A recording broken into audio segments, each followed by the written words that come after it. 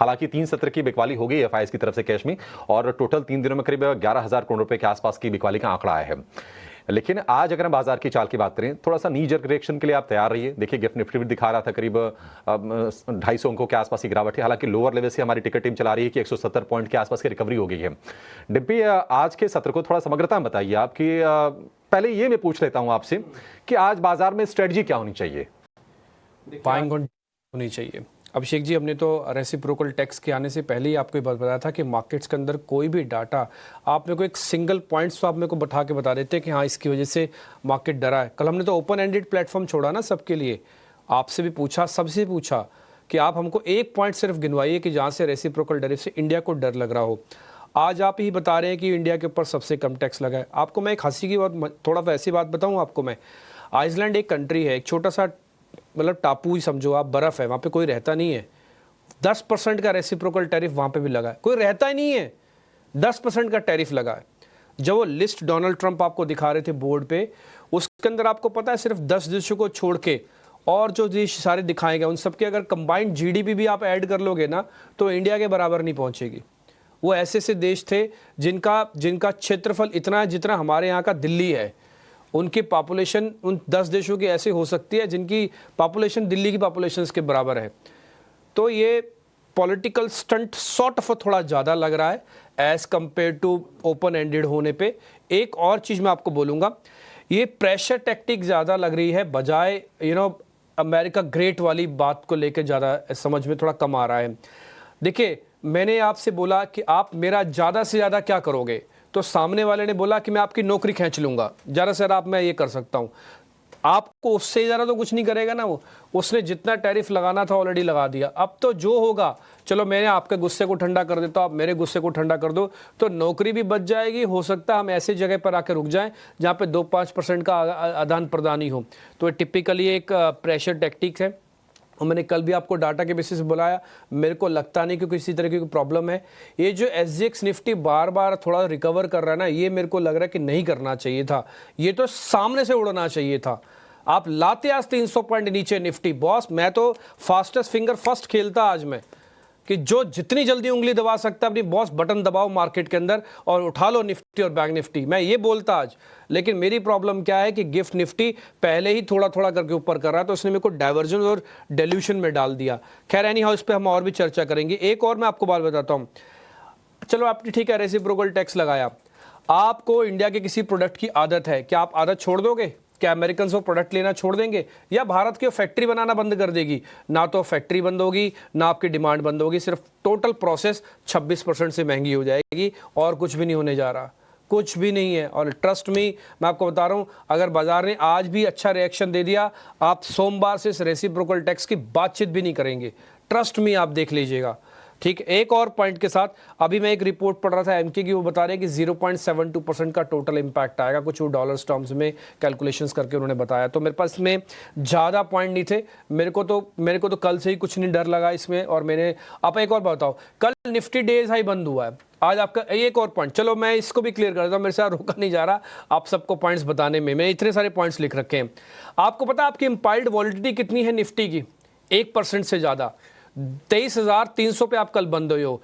250 point तो boss आप रोज बिना खबर के हिलते हो, 250 पॉइंट तो आप रोज चलते हो, हिलना है बिना किसी खबर के। और इतनी बड़ी खबर आई तो अब आपका अगर गिफ्ट निफ्टी 250 पॉइंट दिखा रहा है, 1% की इंपायर्ड वॉलिडिटी दिखा रहा है, तो बॉस ये तो रेगुलर ट्रेड है ना, ये तो रेगुलर ट्रेड जैसा ही है। और एक और बात, जिन देशों के ऊपर ड्यूटीज लगाई गई है, कोई भी देश ऐसा नहीं जिसका 2% से ज्यादा का फॉल हुआ हो, कोई भी देश ऐसा नहीं है। खुद यूएस मार्केट्स हरे निशान में बंद हुए, हालांकि फ्यूचर्स अलग हैं, वो एक अलग मामला है, लेकिन खुद वो हरे निशान में जाके बंद हुआ है। तो मेरे को ये ज़्यादा लगता नहीं है, ये पॉलिटिकल स्टंट और थोड़ा दिखाने का स्टंट ज़्यादा लग रहा है as compare to economic stunts के। उसमें तो बहुत ही सीरियस होना पड़ता है और ऐसे नहीं चलेगा काम जैसे दिखा हमको।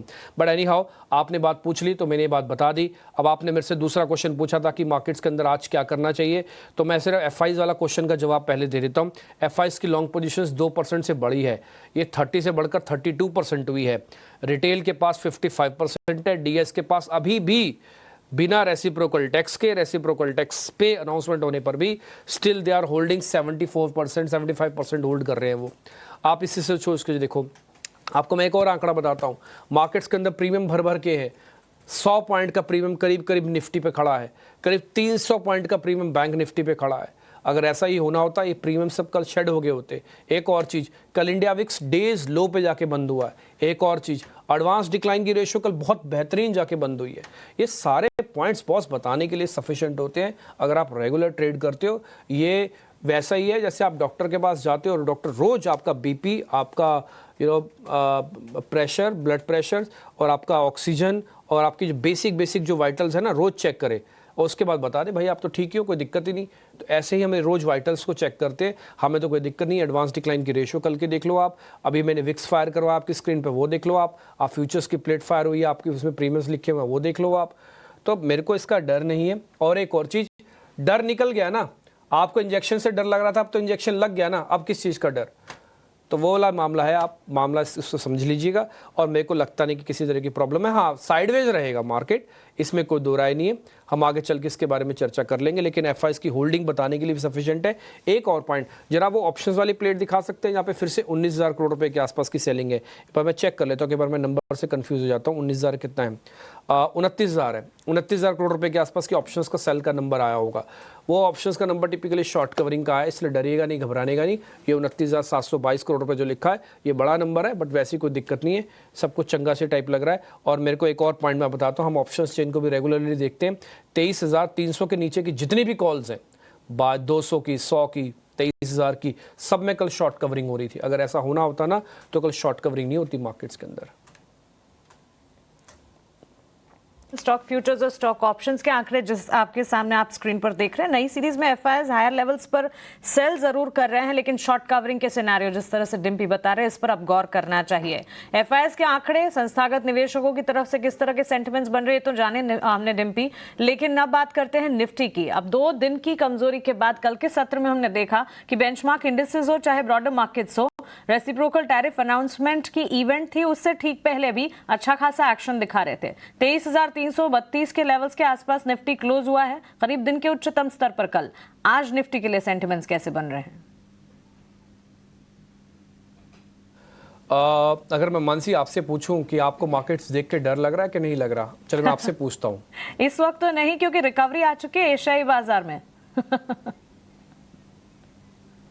अगर नहीं आती ना, तब भी आपको डरने की बात नहीं थी, क्योंकि वो उस जगह को ब्रेक नहीं कर रहा जिस जगह को एक्चुअली में ब्रेक करके डैमेज शुरू होगा। वो जगह है निफ्टी का 22,800। कल हम बंद हुए 23,300 पे। इम्पाइल्ड वॉलेटिलिटी लगती है 1% की, बन गए 250 पॉइंट। मैं 2% कर देता हूँ टैरिफ के नाम पे, फिर भी आपके 500 पॉइंट बनते हैं। 23,300 में से उस 500 पॉइंट को घटा दूं, तब भी 22,800 पे आके रुकोगे, जिसको मैं एक इंपॉर्टेंट सपोर्ट की तरह आपको हमने बताया है। मैं 1 मिनट ले रहा हूं, मैं आपको वो बकायदा लाइन भी दिखा दूंगा ताकि आपको थोड़ा याद हो जाए और आप थोड़ा उसमें नोटिस भी कर पाएँ। मेरे को बस 30 सेकंड भी नहीं, 5-2 सेकंड दीजिए, अभी हो जाएगा ऑन सिस्टम मेरा। उसके बाद मैं आपको वो दिखा दूंगा, बात बता भी दूंगा आपको। अब आते हैं कैसे ट्रेड करना, जरा ये देख लीजिए आप। आज आपको क्या करना था, डिप मिलता अच्छा ना तो आप प्लस करते, लेकिन डिप थोड़ा डाइल्यूट हो रहा है 250-300 पॉइंट का, लेकिन फिर भी अपॉर्चुनिटी लॉस ना समझिए इसको, आपको अपॉर्चुनिटी मिलेगी। एक बार जरा निफ्टी वाला चार्ट दिखाए जो मैंने अभी स्क्रीन पे डाला है, इसके अंदर आपको मैं डॉटेड वाली लाइन बता देता हूं मैं, ये आप देखेंगे भी, आपको याद भी आ जाएगी। ये हमने वही 22,800 की लाइन लगाई हुई है, इसके अंदर सब कुछ समावेश हो जाएगा। मैं इसको थोड़ा और ब्रॉड कर देता हूँ आपके लिए, ये देखिए कर दिया है, ठीक है जी। तो जब तक आप इसके नीचे नहीं जाते, typically markets buying on dips का है। आई रिपीट माई सेल्फ, 22,800 के जब तक आप नीचे नहीं जाते, typically markets buying on dips का है। आज जितना भी डिप मिल रहा है उसको एक अपॉर्चुनिटी के तौर पर आप हल्की सी पोजीशंस ले सकते हैं। हल्की पोजीशंस क्यों कह रहा हूं, क्योंकि थोड़ा डिस्काउंटिंग और होने दो, बहुत डिस्काउंटिंग हुई है, बस थोड़ी और हो जाने दो, है ना। छोटी मोटी और भी कोई नेगेटिव खबर है आने दो, उसको भी देख लेंगे उसको भी। तो 22,800 जब तक नहीं टूटता आप बाइंग ऑन डिप करना। अगर आपकी जगह मैं होता, आई रिपीट, आपकी जगह अगर मैं होता तो आज मैं करीब 250 से 300 पॉइंट जैसी निफ्टी देखूंगा स्क्रीन पर, मैं कम से कम 10 में से 2 लॉट डाल दूंगा अपने, आज मैं डाल दूंगा, और 22,800 के नीचे का एक स्टॉप लॉस डाल दूंगा। तो मेरा रिस्क रिवॉर्ड बहुत अच्छा है, क्योंकि मैंने खबर को भी डाइजेस्ट किया हुआ, उसके बाद के इम्पैक्ट को मैं अच्छे से इस्तेमाल कर रहा हूँ। तो मैंने आपको रफ में बता दिया आपको करना कैसे है। दूसरा, अगर 22,800 सपोर्ट है तो फिर रेजिस्टेंस कहाँ पर है? रेजिस्टेंस है 450 का, 650 का। लेकिन अगर आज आप गैप डाउन हो जाते हो तो पहले तो ये चेक करना कि 23,000 भी टूट रहा है कि नहीं टूट रहा। मेरे हिसाब से तो 23,000 भी नहीं टूटेगा, ठीक है, क्योंकि वो इसके लिए भी 300 पॉइंट माल लाना पड़ेगा मार्केट को नीचे के लिए, लेकिन फिर भी 23,000 के आसपास कभी भी मिले आज आप 10 में से 10 to 15% का इस्तेमाल कर सकते हैं ऑन पोजीशंस को होल्ड करने के लिए। एक और चीज मैं बोल देता हूं लास्ट में, जो भी आप पोजीशंस ले रहे हैं ध्यान रखना पूरी सीरीज के हिसाब से लेना। ऐसा नहीं आज आप बृहस्पतिवार को या बुधवार को आप पोजीशंस ले रहे हो बोले मैं शुक्र को काट दूंगा, पैसे आ जाए वो एक अलग बात है, लेकिन आप मान कर चलना कि मैं 24 अप्रैल तक पोजीशंस को रखूंगा तभी आना, नहीं तो शांति से बैठ के टीवी देखो और आराम से बैठ के अपना ट्रेडिंग टर्मिनल देखो, बाय राइट सेट टाइट करके चुप करके शांति से बैठे रहो। आज अपॉर्चुनिटी उसी को गेन करनी है जिसको थोड़ा समय दे के मार्केट के अंदर आना है, ठीक है जी। तो मैंने रफ आपको लेवल्स बता दिए। 23,000 का पहला सपोर्ट, 22,800 का दूसरा सपोर्ट। 23,000 पे मिलेगा प्लस करना, 10 में से 15% के आसपास। 22,800 का स्टॉप लॉस लगाना, पहला टारगेट आपका 23,300 वापस बन जाएगा, 23,450 दूसरा टारगेट बन जाएगा। ऑप्शंस वाले भी आज इस्तेमाल करना अपनी ऑप्शंस की अकल को, बहुत अच्छे से आज ट्रेड मिलेंगे आपको ऑप्शंस के अंदर भी। आज वॉलिटिलिटी भी मेरे को लग रहा है थोड़ी सी इंक्रीज होगी, बढ़िया ट्रेड है आज का सेशन ना, स्वदेश को छोड़ने का सेशन ही नहीं है आज का सेशन, मार्केट में स्वदेश के साथ बने रहने का सेशन है। आज बहुत ट्रेड मिलेंगे बॉस आपको, और हो सकता है घंटों में निकल जाओ आप पैसा बना के। तो आज एक्टिव रहो, चुस्त दुरुस्त रहो, बिल्कुल च्यवनप्राश टाइप खा के बिल्कुल स्ट्रांग रहो आज। तो ये मोटा मोटी निफ्टी की पोजीशन है। ठीक है, निफ्टी की पोजीशन होगी। ठीक है, निफ्टी की पोजीशन होगी। निफ्टी बैंक ने कल 500 पॉइंट जोड़े और हमने परसों देखे थे कि 50-800 के स्तर पर निफ्टी बैंक चला गया था। डिम्पी, क्या आज फिर से वही सपोर्ट के तौर पर काम करेगा निफ्टी बैंक के लिए? हाँ, वही सपोर्ट के तौर पर काम भी करेगा, क्योंकि 50-800 फर्क हो गया 500 पॉइंट का। ये 500 पॉइंट जो भी आप स्क्रीन पर देख पा रहे हो एज इट इज मैं वापस ले लेता हूँ। चलो आपसे मैंने एज इट इज वापस ले लिए 500 की जगह में, चलो 1000 भी ले लेता हूँ आपसे वापस, डबल करके आपसे वापस ले लेता हूँ। तो 51,300 से 50,300 तक आप आओगे, ज्यादा से ज्यादा यही होगा ना। अभी 1000 पॉइंट बैंक निफ्टी जाएगी तो 50,300 आओगे। बहुत इंपॉर्टेंट सपोर्ट एरिया, बहुत इंपॉर्टेंट सपोर्ट एरिया। 50,300 पे हो जाओ शुरू, 10 में से 1 लॉट का इस्तेमाल करो, 2 लॉट का इस्तेमाल करो। और मैं बता रहा हूँ जो आपको बोला गया, जो आपको स्क्रीन पे दिख रहा है ना, इसके पीछे ना तो गंभीरता है और ना ही इसके पीछे कोई ये तो सिर्फ और सिर्फ बताने के लिए कि देखो मैंने बता दिया बॉस 26 से नीचे हम नहीं आएंगे, अब अपने रेट बता दो क्या है। ये हमारा रेट है 26% का कि हम आपके ऊपर टैरिफ लगा रहे हैं। अब अपने रेट भी तो कोट करो ना, सामने वाली पार्टी भी अपने रेट डालेगी। मकान का भी ऐसे होता है क्या, आप खरीदने जाते हो, सामने वाला बोलेगा मैं 52 लाख का बेचूंगा, 52 लाख के 52 लाख दे आते हो? नहीं, आप नेगोशिएट करते हो। आप बॉस 50 लाख का मकान ले रहे हो तो नेगोशिएट करते हो। यहाँ तो जीडीपी का मामले चल रहे हैं तो यहाँ पे नेगोशिएशन नहीं होगा, कॉमन सेंस का विषय है। तो 100% होगा और जरूर होगा और होना भी चाहिए। और ये भारत की तरफ से एक टफ स्टांस भी होना चाहिए। हमें रिक्वेस्ट भी करते हैं देश के प्राइम मिनिस्टर से, जो होना था तो हो गया, आप भी अपना टफ स्टांस रखो और बताओ उनको कि भैया हम इस पे नेगोशिएट करेंगे। ठीक, एनी हाउ बैंक निफ्टी पे आ जाता हूँ मैं। 50,300 ज़्यादा से ज़्यादा कैलकुलेशंस होंगी, आराम से 10 में से 15% इस्तेमाल कर लेना अपने लॉट्स का और 50,000 का एक स्टॉप लॉस डाल देना। वैसे तो 49,800 डालना चाहिए, लेकिन आप 50,000 भी डाल दोगे तो काम चल जाएगा मेरे हिसाब से। इसके नीचे आज निफ्टी बैंक निफ्टी बंद नहीं होनी चाहिए। रिकवरी इंट्राडे में आ गई, मान लो 200 पॉइंट आपको मिल गए, सर फिर मैं क्या करूं? वो आपकी मर्जी, आपको 200 पॉइंट कमाने निकलना निकल जाओ, आपको रखना ही नहीं, रुकूंगा मैं तो रुक जाओ, वो आपकी मर्जी। लेकिन मैं जब सौदा डालूंगा आज तो मैं कम से कम डेरिवेटिव एक्सपायरी तक रखूंगा और मैं 24 अप्रैल तक रखूंगा।